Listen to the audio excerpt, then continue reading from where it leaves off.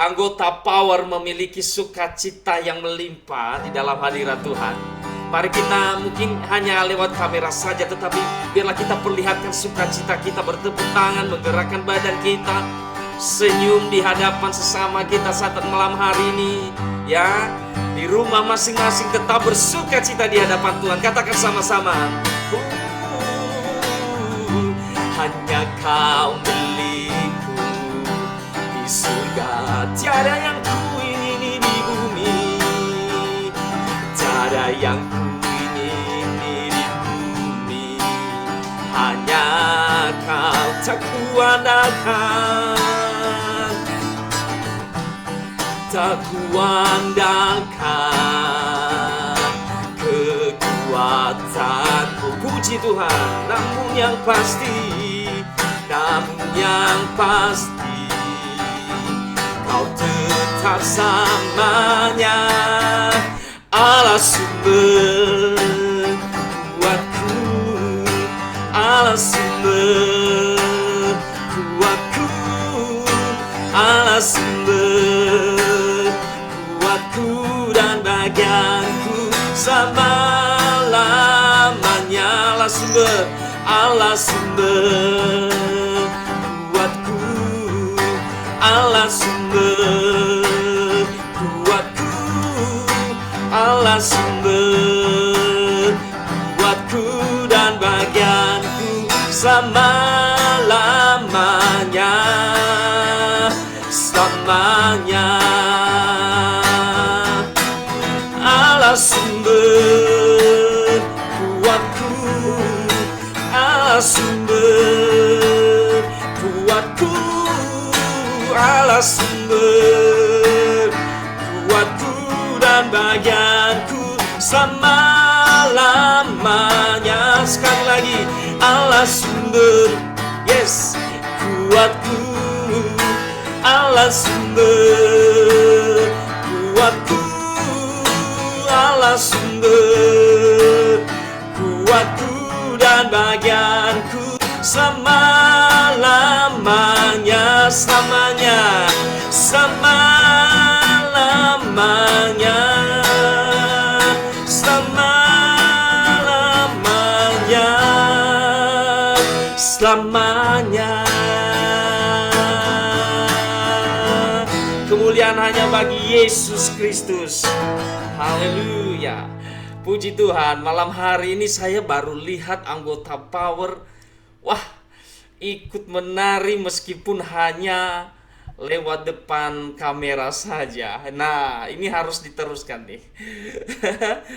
Ya, saya usahakan setiap kita ketemuan, ada persekutuan, harus ada praise berarti ya, supaya semangat. Lihat wajah-wajahnya sekarang penuh dengan sukacita. Puji Tuhan, malam hari ini saya membawakan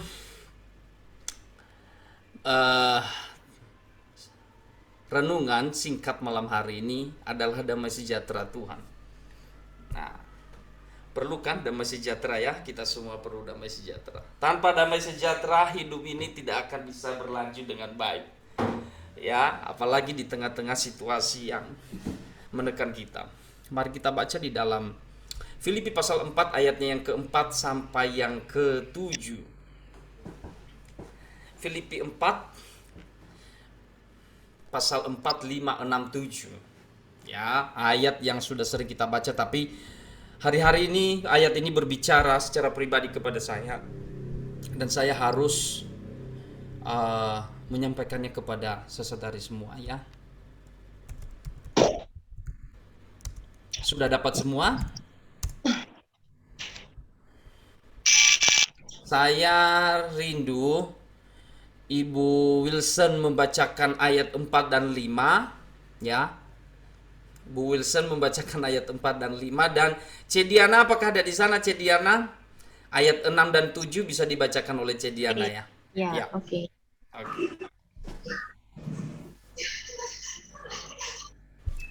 Silakan Bu Wilson membacakan ayat 4 dan 5, dilanjut dengan Cediana ayat 6 dan 7. Filipi pasal 4. Ya. Filipi pasal 4 ayat 5 Sorry, Filipi ayat 4, 4, 5 ya. ya. Bersukacitalah senantiasa dalam Tuhan. Sekali Yes. lagi kukatakan, bersukacitalah. Hendaklah kebaikan hatimu diketahui semua orang. Tuhan sudah dekat. Janganlah hendaknya kamu khawatir tentang apapun juga, Itu tetapi nyata. Cediana. Oh, sorry, Cediana, Bro. Bu Wilson. Cediana ayat 6 dan 7. Ya, oke. Silakan. Janganlah hendaknya kamu khawatir tentang apapun juga, tetapi nyatakanlah dalam segala hal keinginanmu kepada Allah dalam doa dan permohonan dengan ucapan syukur. Damai sejahtera Allah yang melampaui segala akal akan memelihara hati dan pikiranmu dalam Kristus Yesus. Yes, puji Tuhan. Oke, terima kasih. Ini ayat yang sering sekali kita dengarkan ya. Bisa ayat ini kita dengarkan di gereja dan sering sekali juga kepada orang-orang yang mungkin sedang mengalami penderitaan atau pergumulan hidup, dan terlebih kepada mereka yang mungkin kehilangan keluarga. Tapi malam hari ini saya bahas tentang bagaimana sih seseorang yang memiliki damai sejahtera Allah. Wah, luar biasa. Apa sih itu damai sejahtera Allah? Masih ingatkah ketika Yesus naik ke surga? Sebelum dia naik ke surga, dia tidak menjanjikan sesuatu yang menggiurkan hati murid-muridnya bahwa murid-muridnya akan hidup enak-enak saja di dalam penginjilan, dalam memberitakan kebaikan Tuhan, bahwa hidup mereka ringan-ringan saja tanpa halangan, tanpa apapun. Tetapi Yesus menjanjikan satu hal kepada mereka, damai sejahtera aku tinggalkan bagimu. Dan Paulus dalam Filipi pasal 4 ini juga, dia sedang menekankan apa yang telah dikatakan Yesus itu, ya, sebelum Yesus naik ke surga. Dan dia mengatakan, biarlah hendaknya damai sejahtera Allah yang melampaui segala akal akan memelihara hati dan pikiranmu. Lihat baik-baik, damai sejahtera dari Allah itu adalah damai sejahtera yang sangat berbeda dengan dunia. Kalau damai sejahtera di dunia ini, dunia menawarkan damai sejahtera, pasti tidak melampaui akal kita sebagai manusia. Ya, itu damai sejahtera dunia. Damai sejahtera dunia, damai sejahtera yang terbatas dan tidak pernah bisa bertahan di dalam hati dan jiwa seseorang. Biasanya damai sejahtera manusia atau damai sejahtera dunia datang ketika kita diberkati Tuhan, ketika kita mendapat keuntungan besar, ketika kita bertemu dengan sahabat yang baik, ketika kita bertemu jalan-jalan yang lurus dan mengenakan buat kita. Nah, ini bisa mendatangkan damai sejahtera. Kalau tidak ada masalah di dalam keluarga, bisalah damai sejahtera terjadi. Tetapi lihat baik-baik, apakah itu damai sejahtera yang disampaikan oleh Allah? Tidak.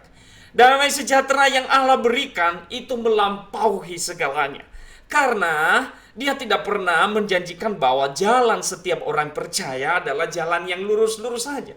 Karena di bagian firman Tuhan yang lain dia mengatakan, pikulah kuk yang kupasang. Nah, pikulah salibmu. Nah, itu ada, pikulah salibmu. Jadi setiap orang Kristen memikul salibnya masing-masing. Ada penderitaan di dalamnya. Tetapi dia menjanjikan satu hal yang melampaui segalanya adalah damai sejahtera.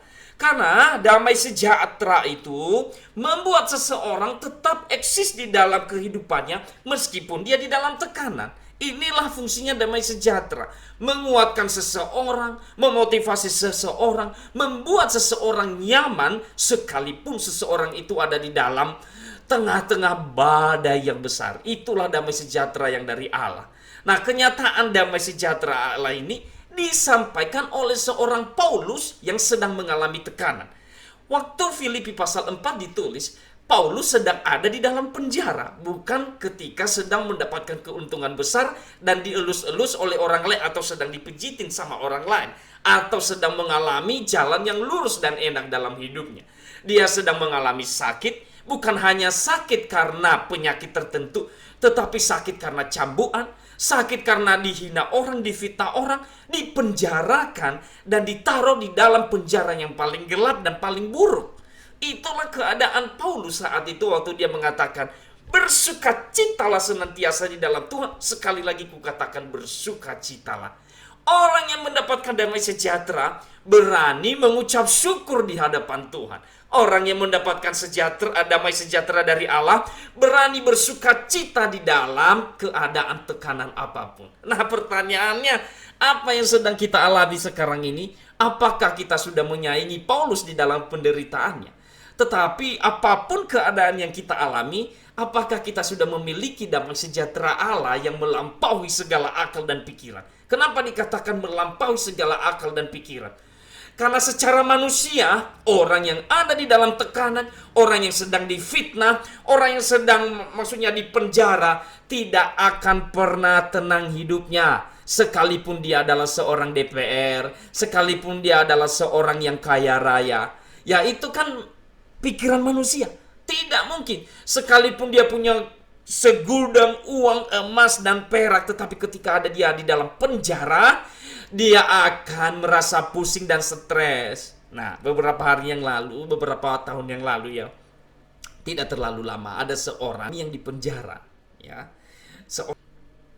Dan waktu dia dipenjara tidak terlalu lama, hanya 1 tahun. Dan waktu dia di penjara pun diberikan fasilitas yang baik, diperlakukan dengan baik, makanannya juga baik, setiap hari bisa dikunjungin oleh keluarganya. Tetapi meskipun dihadapkan seperti itu, meskipun diperlakukan seperti itu, namanya di dalam penjara, dia tidak mendapatkan sukacita, dia tidak mendapatkan rasa seperti waktu di rumah. Ini normanya pemikiran manusia. Tetapi lihat baik-baik, beda dengan Paulus ya. Beda dengan Paulus. Sekalipun dia ada di dalam penjara, Bapak Ibu, ya, teman-teman semua, rekan-rekan, saudariku yang terkasih, dia mengatakan, bersukacitalah senantiasa di dalam Tuhan. Karena Tuhan memberikan damai sejahtera di dalam hatinya Paulus. Paulus dimampukan untuk mengatakan bersukacitalah. Inilah orang yang sudah memiliki damai sejahtera di dalam Tuhan Yesus. Saya percaya ketika kita pun mengalami hal yang sama dan Tuhan izinkan, dan dia sudah taruh, kita sudah memiliki damai sejahtera yang dari Allah itu, makanya kita bisa mengatakan, kenapa ya saya bisa melalui hal ini? Apakah saudara-saudariku yang terkasih sedang mengalaminya ataupun sudah mengalaminya? Coba lihat ke belakang baik-baik. Dan sampai hari ini dan berkata kepada Tuhan, wow, ternyata aku bisa melewatinya. Ya, Celeni dalam beberapa waktu yang lalu ketika di Singapura dan sedang ada di dalam keadaan yang sulit, anaknya sedang sakit dan kita doakan dan dia sharing, ini sangat menyakitkan, harus ikut di karantina, tidak bisa keluar kemana-mana, memikirkan anak yang sedang sakit seperti itu. Juga Bu Wilson pernah berkata dan pernah bersaksi bagaimana dia ada di dalam sakit penyakit yang luar biasa. Tetapi lihat baik-baik, keadaan seperti itu bisa dilalui dengan baik sampai hari ini. Bahkan kita bisa senyum, ya, jadi bisa senyum, Bu Wilson bisa senyum. Bahkan di antara kita mungkin sedang ada yang sedang mengalami penderitaan, tekanan-tekanan ini. Tapi lihat baik-baik, kenapa kita masih bisa mampu berkata thank you Lord, terima kasih Tuhan. Kenapa kita masih diberikan hati yang mau tergerak untuk menyembah Tuhan sampai malam hari ini? Kalau itu bukan damai sejahtera Tuhan, kita tidak akan mampu. Ini yang harus kita ingat. Inilah damai sejahtera Allah yang melampaui segala akal. Kalau dunia hanya damai ketika dia ada untung yang banyak, jalannya baik-baik saja, lurus-lurus saja, tidak ada masalah dalam keluarganya, pekerjaannya, itu hanya sekedar akal sampai akal manusia. Ini normal. Ini normal bagi manusia, kehidupan manusia di bumi. Tetapi bagaimana ketika kita ada di dalam masalah perkara yang sangat besar yang sedang kita hadapi, tetapi damai sejahtera Allah itu, tetap tenang di dalam hadirat Tuhan, tetap memuji Tuhan, tetap berharap, bersukacita. Inilah intinya damai sejahtera Allah, melebihi dari yang dimiliki oleh dunia. Milikilah damai sejahtera yang dari Tuhan. Bagaimana engkau memilikinya? Percayalah kepada Dia. Kristus yang telah mati untuk kita, bangkit untuk kita. Itulah yang memberikan damai sejahtera. Dunia tidak memberikan damai sejahtera. Bahkan seorang hamba Tuhan pun tidak bisa memberikan damai sejahtera. Hanya Kristus Yesus yang bisa memberikan damai sejahtera. Caranya, berbicaralah kepada Dia, bangunlah relasi dengan Dia. Ya, ketika engkau sudah membangun relasi dengan Dia, maka engkau akan mengerti isi hatinya. Ketika engkau membaca firman-Nya, itu semua adalah isi hatinya. Dan akhirnya engkau bisa melakukannya dalam kehidupanmu. Di ayat yang kelima, hendaklah kebaikan hatimu diketahui semua orang, Tuhan sudah dekat. Di dalam keadaan yang sulit pun, orang yang dipenuhi dengan damai sejahtera bisa melakukan kebaikan-kebaikan dan bisa memuliakan nama Tuhan. Wow, luar biasa bukan? Pertama, orang yang memiliki damai sejahtera bisa bersuka cita, berani bersuka cita di dalam tekanan. Kedua, bisa berbuat baik, ya, menyatakan kebaikan Tuhan di dalam hidup, memberkati orang lain yang mungkin sedang susah, bahkan dia lebih susah dari orang lain itu, tapi dia bisa memberkati orang lain di saat dia masih dalam tekanan. Inilah orang yang memiliki damai sejahtera Tuhan. Terus kemudian, janganlah hendaknya kamu khawatir tentang apapun juga, tetapi nyatakanlah dalam segala keinginan, ya, hal keinginanmu kepada Allah dalam doa dan permohonan dengan ucapan syukur. Nah, itu tadi bagaimana kita hidup di dalam damai sejahtera Allah. Hendaknya tidak khawatir, hendaknya dinyatakan di dalam doa, ada relasi kepada Tuhan, ada ucapan syukur kepada Tuhan. Orang yang dipenuhi damai sejahtera Allah masih bisa mengucap syukur ketika keadaannya ditekan. Dan pada akhirnya, biarlah hatimu dan pikiranmu di dalam Kristus Yesus dipenuhi dengan damai sejahtera Allah itu. Puji Tuhan, malam hari ini saya mengingat satu pribadi yang dipenuhi damai sejahtera. Selain oleh Paulus adalah Stefanus. Ketika dia dirajam oleh orang-orang Israel saat itu, waktu dia menyaksikan kebaikan Tuhan, dia hanya berkata, aku melihat kebaikan Tuhan, aku melihat kemuliaan Tuhan, aku melihat anak manusia duduk di sebelah kanan Allah, yaitu Yesus Kristus. Dan dia sedang menyatakan kemuliaannya kepada siapa?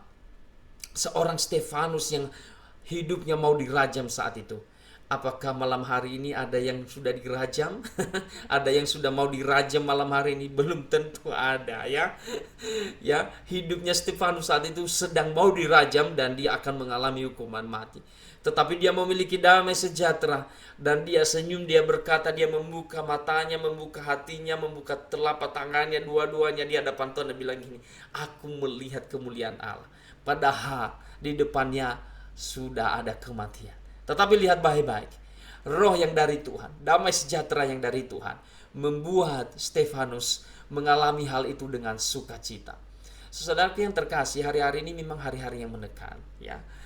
Hari-hari ini semakin jahat, ya. Ada banyak permasalahan yang kita tidak duga-duga, ya. Baik itu penyakit, masalah keluarga.